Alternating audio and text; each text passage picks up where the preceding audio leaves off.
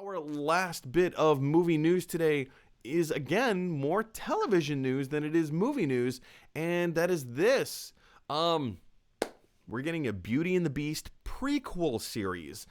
This particular series, and again, we've kind of known that this was in the works, that this was happening. But at the Disney investors meeting, they dropped the news bomb. Again, we knew it was coming, but they just confirmed it once again for us that Beauty and the Beast, the prequel series focusing on the adventures of Gaston and LeFou, being played by Josh Gad and, why can't I think of his name? Oh man, now I have to jump into the article. Shoot, what's it? Luke Evans. Luke Evans and Josh Gad reprising their roles from the live-action Beauty and the Beast. Just kind of going through their adventures in this land, in this world. I think could either be really cool or really bad. I don't see a middle ground here. Maybe there's something that I'm leaving out. Dom, do you think Okay. Um, what was the short one name again? The LeFou? one LeFou. Afu, Afu. So I remember that they made history because they were trying to say that Yes. he Yes. was the first openly, like they really acknowledged the fact that he was gay. It, it And it wasn't overt. It was a little covert, but yes. He yes, because yes. he was obsessed with Gaston. Mhm. and and I didn't think of it as a child when you watch the cartoon like, oh well, he really was in love with Gaston. No, I never thought of it that way. Right.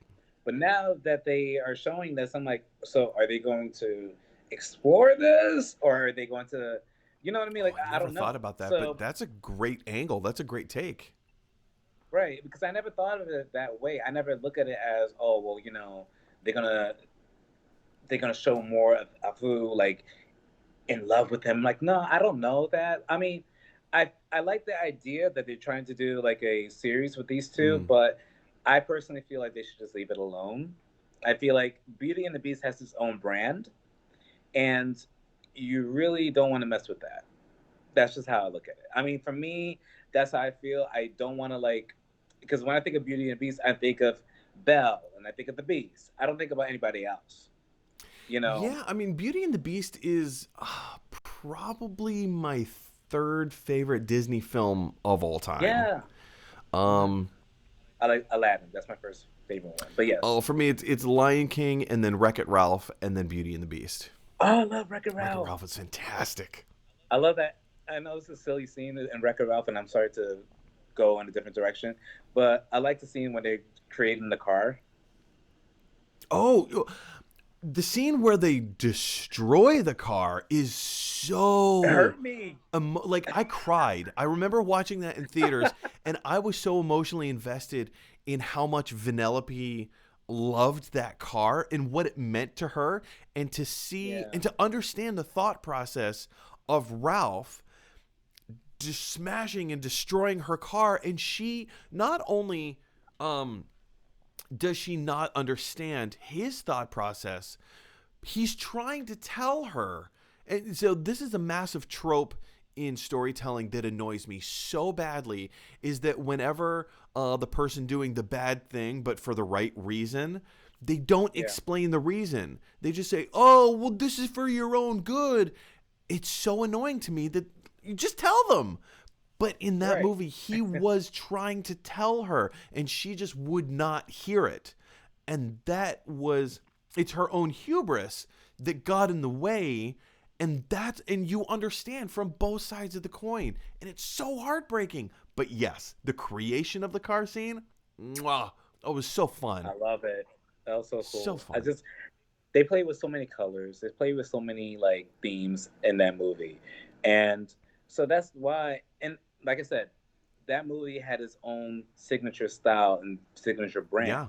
And I think that when it comes to Beauty and the Beast, it's like it's really hard to just go off and just be like, all right, well, do a prequel, and start with these two characters. If you're going to do that, then change the name. Don't continue using Beauty and the Beast. You know what I mean? Oh, okay. I see where you're going with this. Yeah. That's what I'm saying. Like, don't just because I understand that the Beauty and the Beast title carries a lot of leverage and it carries so much like history behind it. But you can't do that with two other characters that we don't really connect with. That is a great, great point. Big question for you guys is, what do you think? Actually, Dom brings up a wonderful point. What do you think about them using the Beauty and the Beast brand as opposed to creating their own, like Gaston and LeFou brand? If they are going to do a spin-off prequel series, and of course this show will take place before the events of Beauty and the Beast, how do you think this is going to go down? What elements of this do you think are going to be in it? Do you think it's fair of them to use the title? What storyline, like, what do you think is LeFou's personal story or desire in this series going to be? Jump on down to the comment section below and let me know your thoughts.